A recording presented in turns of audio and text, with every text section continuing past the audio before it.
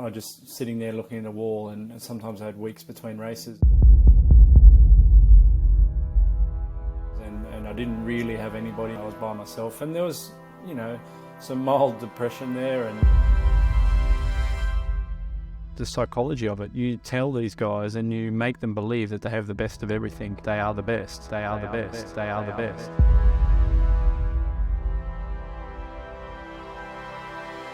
Matt Hayman, welcome to the Roadman Cycling Podcast. Thanks for having me. How was life on the, I don't want to say life on the slower lane, but it's a little bit slower than the lane you occupied for 20 years. How's that going? Oh, actually, as a director, I'm not sure it is much slower. Because, as just a rider... less painful then. Yeah, it's less painful, that's for sure. But there's less lying around hotel rooms. It's quite busy. When you're on as a director, it's pretty full on, especially doing the bigger races. But yeah, look, also happy that I closed that chapter and I'm not out training and I'm not going through all that stuff that, preparing for a season or preparing for a grand tour, altitude training, all that stuff that I've been through. I'm happy that chapter's been closed. Is it weird looking back? Does it seem like it was you, or is it you look back on those wet days when you're looking out the window and you look at training peaks and you're like, oh, 6 hours to do? Does that feel real? Like, yeah, it's funny now that you can enjoy a wet day, and there's a lot of sports you can do that aren't as uncomfortable as riding a bike in the rain. No, it is a bit of a different world for me now. It's pretty far away, that's 4 going on 5 years. Yeah, I'm starting to forget, and I think that's the mind does well to forget. That's Alzheimer's, quickly. I think, if you're starting to forget. You forget. Yeah, if I had to turn around and knock out a 20, 30 hour week now, one, I couldn't do it, but going back to that routine and that, all the things you need to think and motivate yourself, and, I haven't had to do that for a long time. I knew I was getting old when you retired, because you were one of those riders who was like around for my entire viewing pleasure of cycling. I was like, oh, it's getting bad and Matt Hayman's retiring. Because, I watched you like as a young rider, and even, we'll get on to, your career define and win a little bit, but I don't want to also box a 20-year career, which I watched like almost all of. I don't want to entirely just focus on, one moment in time in Roubaix, because there's so many cool moments. Like, even I'd love to know about moving from your part of the world over in Oz to France as a junior, because we weren't in an era of Google Maps and information. I've heard crazy stories like Stephen Roach back in the day when he moved to his French team, like they got the days wrong and the director like didn't turn up to pick him up on the day he said, so he had to like sleep with no money, like homeless for the night outside a shop in like a little just hut. It was a different era. Yeah, look, I think the real pioneers before me were the Phil Anderson and Piper, and even Stephen Hodge, Neil Stevens. I was on the back of that, and things had started to, we had telephones by then and television and mail service that worked. No, look, by the time I started with the Rabobank amateur team, I did a couple of trips with the national team as a junior. Actually, probably my first ever trip was to visit my brother, who was racing as an amateur in Holland and Belgium. He was living in Holland. I didn't know your brother raced at that level. I knew he raced and got you into it, but I didn't know he raced at that level. Yeah, well, he never actually got the pro contract he was looking for, so he was knocking about in got very close. And then, you get 3-4 years into the amateur scene there, and you've either got to get that pro contract or start working, because you've just been, buying bikes and travelling and paying back mum and dad. And the more you work, the less you're training and the less you're committed to that pro contract, so it's a double-edged sword there. So I came over probably as under 17, I think they call it now. My first ever little trip over was in school holidays in Australia, and then came back for Junior World Championships, but they were all pretty short trips and pretty, I was going straight to my brother's place and I was away with the national team. Didn't you roll silver in the TT in the Junior Worlds? Yeah, I did. Yeah, that was 1996, Nova Mesto, and that actually got me the start. I think we're in the same hotel as the Dutch team. That result actually got my foot in the door to join the Rabobank amateur team. They were almost full, and I got one of the last spots on on the team came over at the end of the year, and they did some VO2 max testing and met with me, and I got pretty much the last spot. And it was the first or second year that they'd run the amateur team. I was in that amateur team for 3 years, and guys were turning pro straight away out of that team. It was a pretty prolific team that went on for a number of years and won a lot of bike races. And it's a nice part of your career, I'd imagine, because motivation's super high. You haven't quite defined where the ceiling is. It's like, well, can I go and win a classic? Can I go and ride a Grand Tour? Can I win a Grand Tour? It's that sort of naivety that youth has. Yeah, both. So yes, I felt pretty invincible as an 18-year-old, and I started probably in my third year. I started to win a number of races. But at the same time, it was tough. I really liked being away at the races, but at the same time, I went home to my little apartment there, and I was just sitting there looking at the wall, and sometimes I had weeks between races, and I didn't really have anybody. My brother was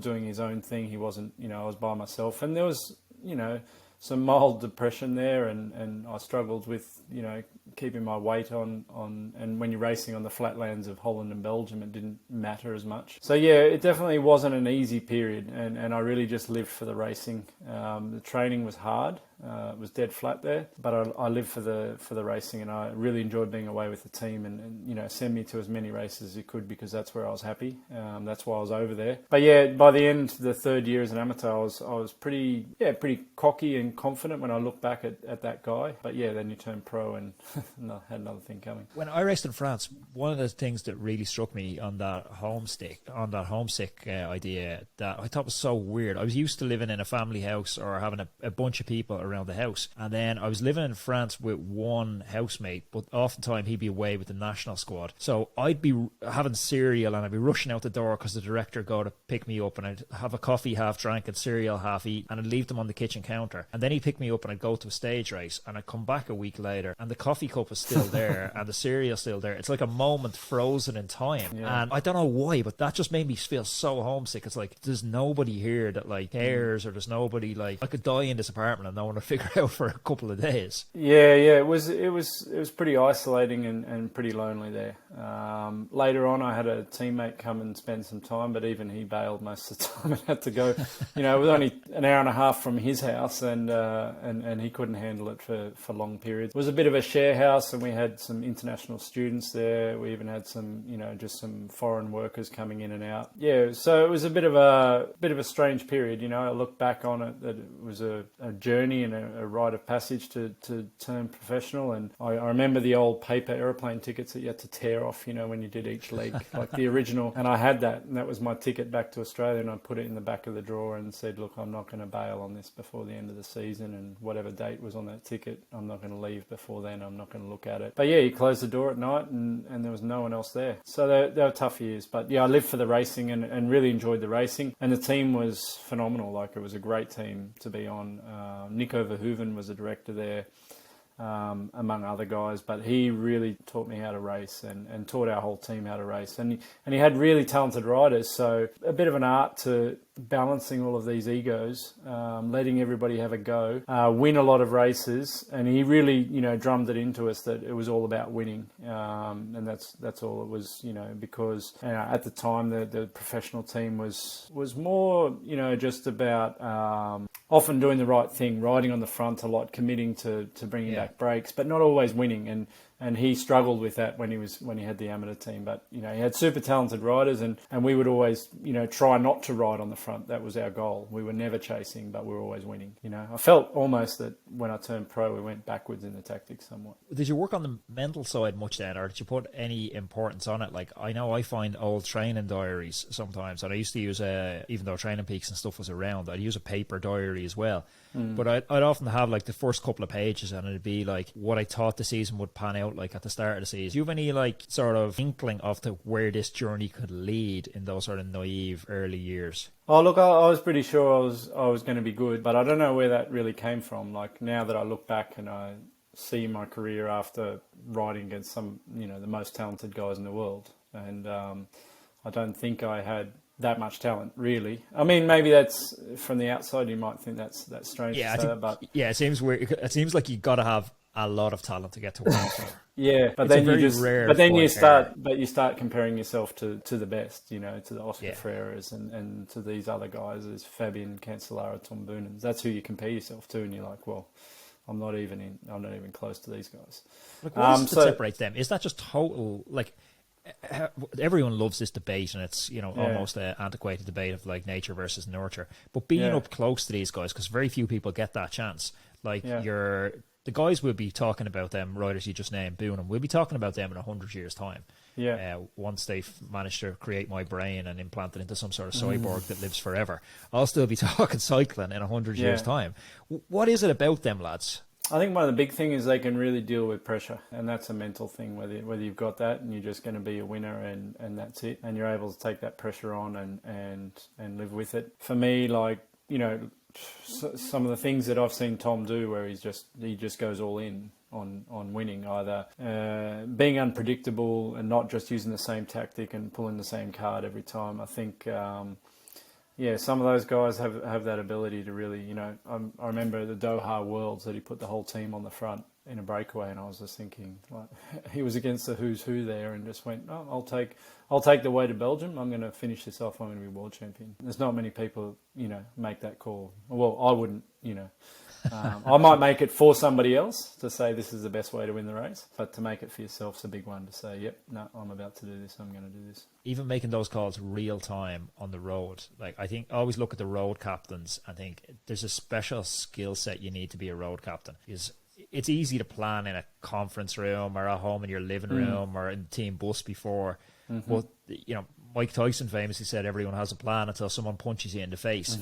Yes. And that's what the bike race is. It's the fog of war, and it's like trying to get the troops organised in the fog of war and communicate effectively a clear, concise plan is a serious talent. Yeah, look, you know, I've been on both sides. I've been road captain. I think it's a lot easier as road captain because you've got a lot more information. I mean, I can see all the riders, I can feel how fast it's going, and that was a big thing going to director, that you just got a lot less information. You've got a camera view sometimes in the car, whether the television's working, not working, whether the internet's on or not, whether it's even live. You know, you can be doing a smaller race and you have no idea what's going on. As a rider, you kind of had an idea. You could, you know, definitely by that point, if you're road captain, you could sense the guys around you and you had an idea of their form. I think it's easier to make those calls, and it takes a lot of effort, and you know, you're just putting the team first. What is the best possible way? How can we perform to get the best possible result for our team? Today could be actually to do nothing or try to win or whatever we're doing. How do we get to that point? Which I then struggled to go back to that and then ride, you know, and it was Roubaix and a few other classics that the team would turn around and say, okay, now it's for you. And I've just been, you know, the first couple of months and the rest of the year, I'm only worried about what everybody else is doing. And I found it a lot easier to put myself in a position for somebody else than for myself. Which, you know, I think somewhere between those amateur years and the first 5 years as a pro is where that kind of went from just scrapping, I want to be pro, I'm going to be pro, I've got to do whatever, I've got to win races to turn pro.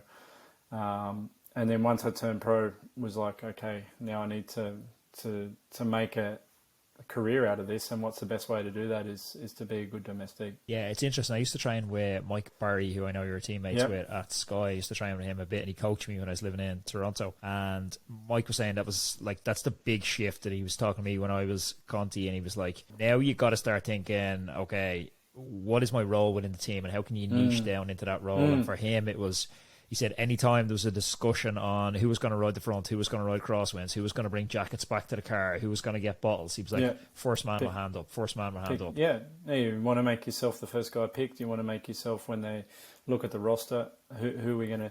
And I saw a lot of young talented riders, and, you know, I'll probably say Dutch because I was in that cycle as an amateur and then into the pros, and they would just, you know, back themselves in for 1 or 2 years. And if you back yourself in and ride as a bit of a dick, but you don't get any results, that only lasts 2 or 3 years and you're gone. So, you know, and I made a decision early on that, you know, I wanted to be a really good domestique, and that turned into road captain later on in my career. Definitely not at the start, but it was just do as much work, and exactly what Michael said, find work.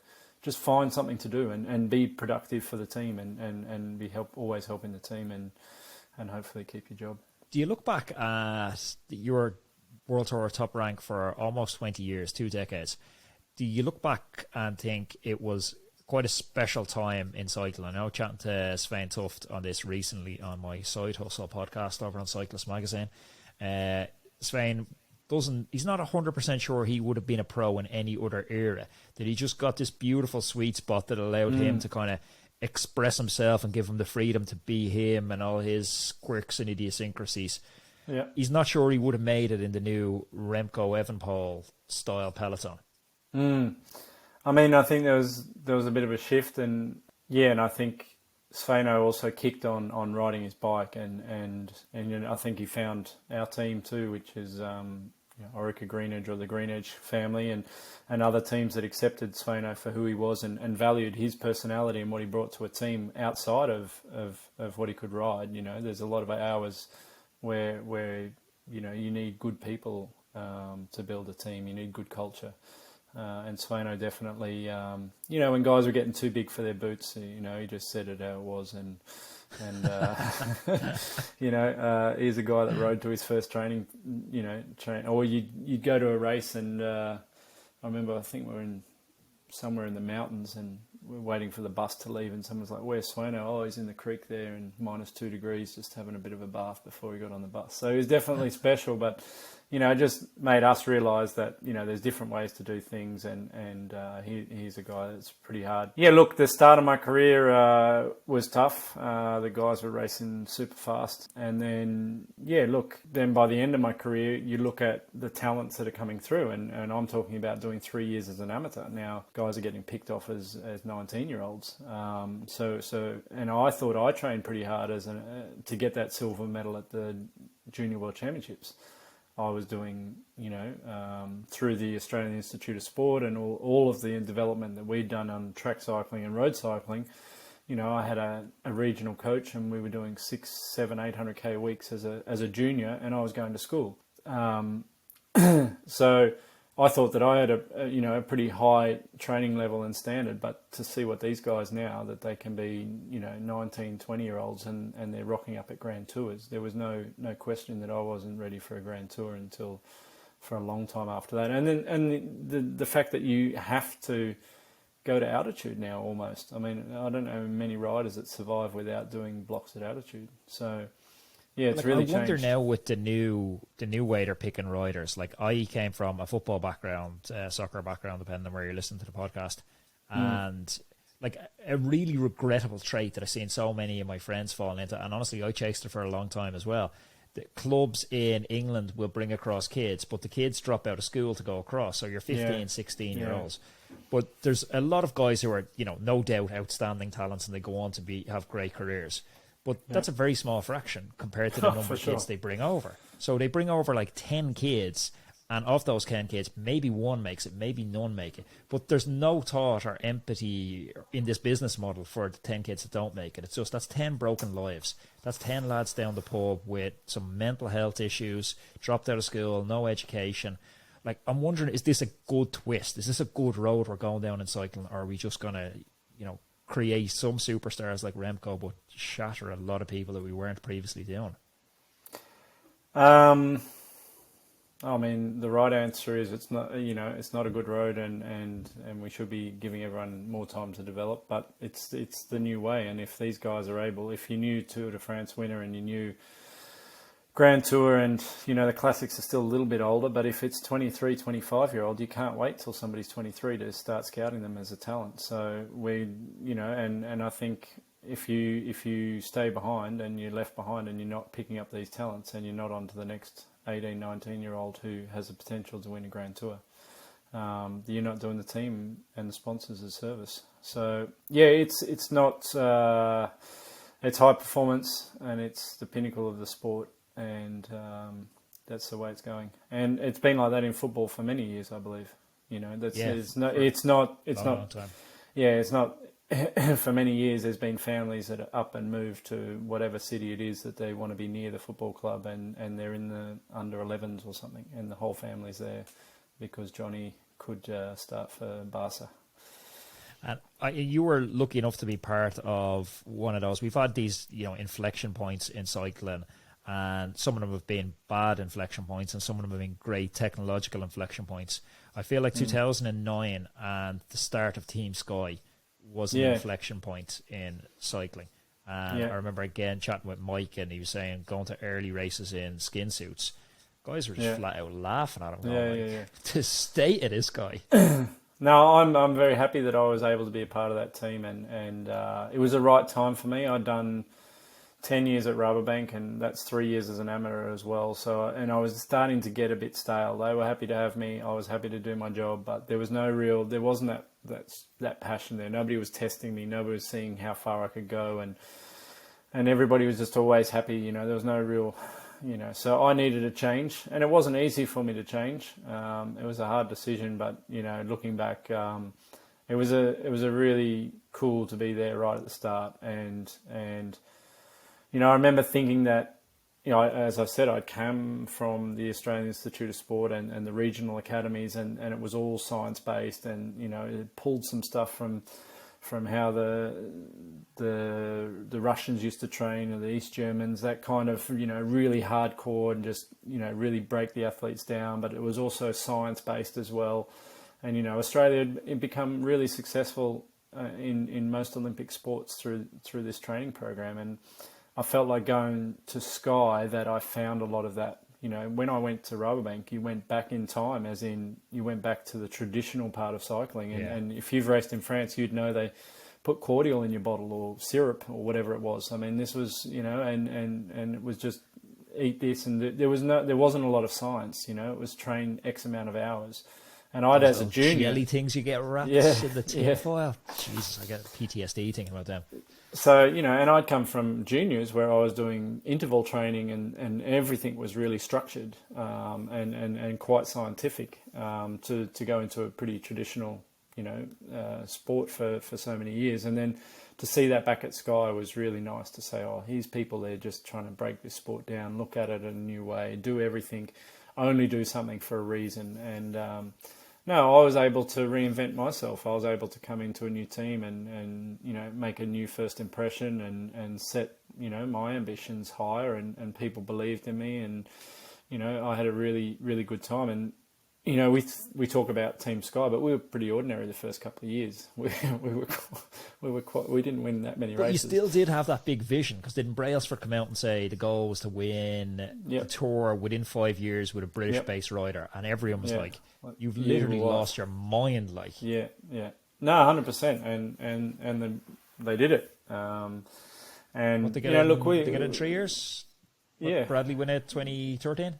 2012. Yeah, I think 3 years. Yeah, but the first 2 years we actually had a pretty good classics team and a pretty good sprint team there with Boassenhagen, with Henderson, with Chris Sutton, and then across with G, who was doing the classics, Geraint and Ian Stannard, Ben Swift, and we had a lot of fun there, and we were actually quite successful on that side. The climbers weren't doing so well. It took them another couple of years, and then the team really took over as more of a climbing based team and GC based. But first couple of years, and all that innovation that you talk about, and some of it I'm pretty sure was just which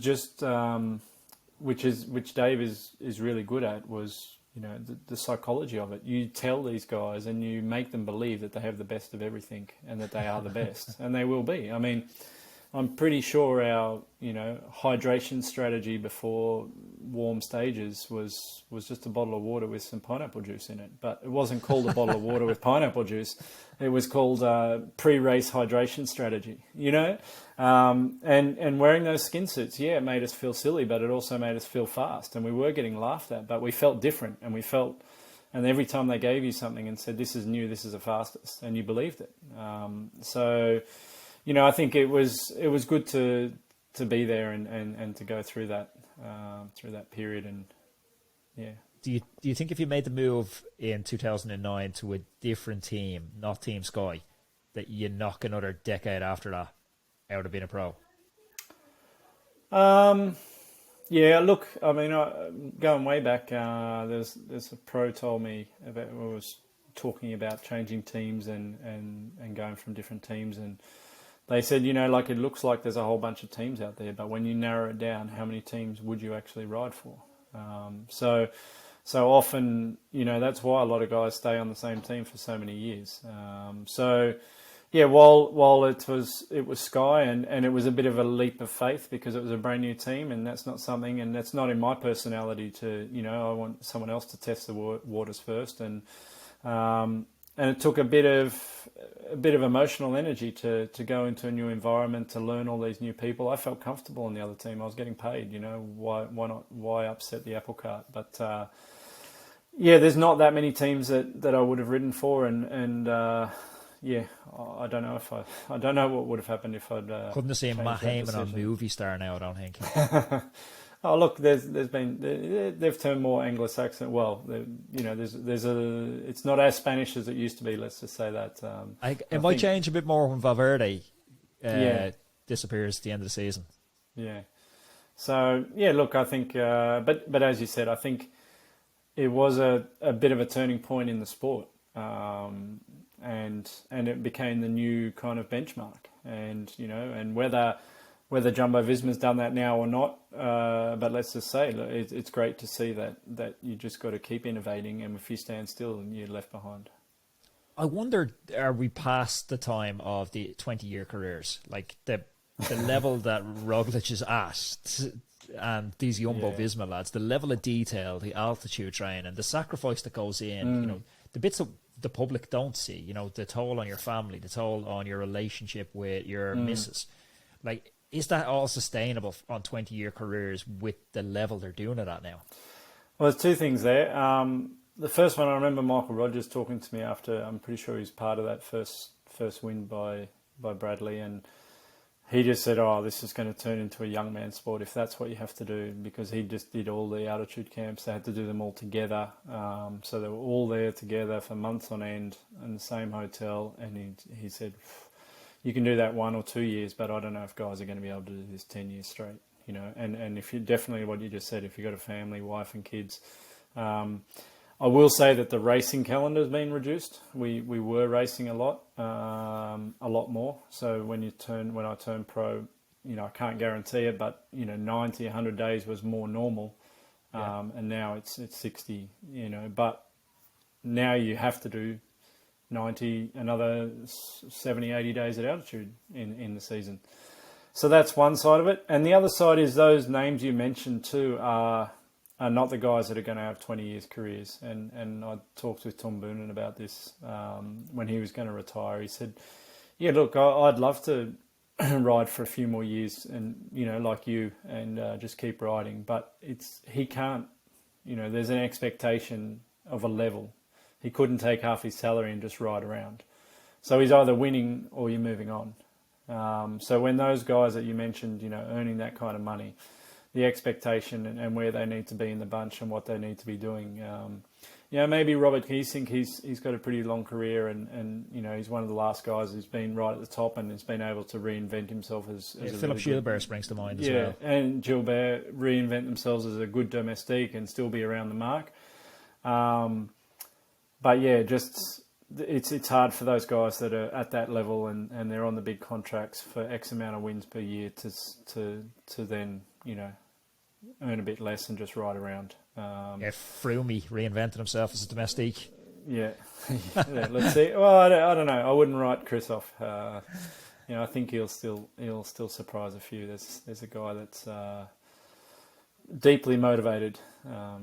I think everyone was rooting for him on Alpe d'Huez this year against Pidcock.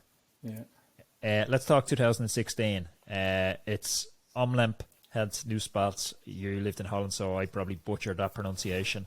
Omlemp het Nieuwsblad. Nicely done. You hit the deck and you go down and you know it's not good. What's the immediate sort of thought process here? Is it just another crash, or is your head already flicking to the calendar and going, Roubaix? Look, when I knew it wasn't good, and it was like pretty much the first classic. So you got Nieuwsblad and Colonel Brussel Kerner the opening weekend, and you still got to go away and do Paris-Nice or Torino, and then the rest of the classics come. And you know, I'd missed the move in that race and almost got across with a couple other guys and got caught. And it was just like out of position or whatever, but I was like, okay, the legs are there. I'm moving really well. And again, I had just done an altitude block in South Africa. That was with pretty much the whole team at Green Edge, and we'd done, I think, 14 days or maybe even a bit more. And all of that time and all of that effort and knowing that you got to where you needed to be. And that process starts in November. So that was, you know, the disappointment, like, that's it. You know, I get to feel these good legs, didn't even make the move, got halfway across and my classics is over and I've been training, you know. So that starts training back in Australia, doing six-hour rides, and most of them are by myself. And, you know, just all those mental battles with yourself, and then doing all the altitude, being away from the family, and that was pretty much a disappointment. I wasn't even going to get to do the classics. I look back now at how popular Zwift is, and I hope they gave you shares in Zwift for that, because it's the first time I ever thought, what the hell is this computer game? Like, how genuine was that? Did you actually train on Zwift, or was that like a shameless 100%. So Bobby Julik, who was coaching me at Sky for a little while, he knew these guys from Zwift, and you know, so he wasn't my coach anymore, but he was sending me some messages, saw what happened, and he said, look, if you really want to get on the trainer, you need to try this thing. So you know, I didn't. This was maybe after a week. So the first couple of days I got on the trainer, I was just looking at the brick wall, and it was pretty ordinary. And then I balanced the laptop on top of the hot water system, and I didn't even have a smart trainer, and it wasn't, you know, calibrated or anything. And just, you know, I just had the power on there, and it was just a little 13-inch MacBook, and it was just amazing how much more time you could spend on there, just because you had that interaction you're following. And we're talking about Zwift back when it was. When I'd log on, I'd be lucky if there was 100 people, and we used to have blue bots riding around as well. They were just, you know, and we're talking about having, you know, on Watopia we only had about 5 or 6 different laps. And I think, like, for people listening that have just got into cycling recently, it's hard to impress upon them how bad those old school trainers were. Like, it was like stuck in sand. You'd get your half a pedal stroke down, and it's like trying to pull it back up again. It was like riding on the beach. Yeah. So and it was just a flywheel trainer that I had, and it wasn't going. So it was just taking the power off the SRM, and I started riding around, and I started doing these double sessions, and my coach Kevin at the time, he was just watching these sessions, and you know, and they were all intense, and like you said, riding in sand. So all I did was ride in sand for an hour and a half in the morning and ride in sand for an hour and a half at night. I didn't even have a fan on, so I was sweating bullets. My heart rate was through the roof. So if I knew what I know now, like now I have a widescreen TV, I have a smart trainer so I can feel the hills and everything. And this was just on a little MacBook and didn't have all the gear and no fan. The heart rate was through the roof.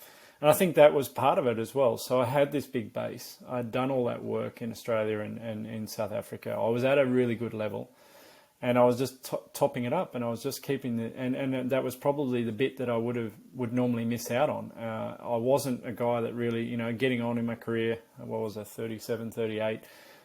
I didn't like doing interval efforts all the time. I don't mind riding my bike for 5 hours, but doing intervals hurt, you know, and so all I was touching on the interval side, morning and night, you know, 3 days on, 1 day easy, and I think it's what I actually needed. I do remember one of my coaches or doctors right at the end of my career, so I retired in Tour Down Under in 19, and he said, if we really want to know if it was the home trainer, you should retire in Down Under and just do home trainer until Roubaix, and then we'll know for sure. So, but yeah, I definitely think it helped. Were you lugging better power figures then when you got back out on the road than you previously had been? Did you have different sensations? On the road, 100% on the road. I came out feeling super strong. So 2 things. On the home trainer, no. I was struggling to get the power up. It took a long time. I was, as I said, I wasn't using a fan, so I was overheating in most sessions. The heart rate was through the roof. So I was really struggling to hit those powers, and in some of the longer efforts I was going all right. So I was probably pushing myself pretty hard to try and hit those 400, 420 watts, which used to be my threshold, and I had to screw it back for all these efforts. And then I went out on the road, and I've stayed on the trainer probably a week longer than I would have normally, because it was going so well. All the feedback from the coach was it was going well, and I did a one longish road ride in the Ardennes with a few of the other guys. I think Kelderman and maybe even Tom Dumoulin and Jos van Emden and a few guys. We did 5-6 hours. And I started doing a couple of efforts there, and this is the first time I've been on the road for like 4.5 weeks, 5 weeks, and I felt really good. It felt awesome. And then I did the weekend before Roubaix. I went to Spain and I did 2 one-day races, and both times I was putting out season best 5-10 minute powers, 30-second powers everywhere, and it was all coming a week before I'd been on the home trainer. Matt, you're a legend. I really appreciate you taking no time worries. for that. Enjoy your evening, or what's left of it.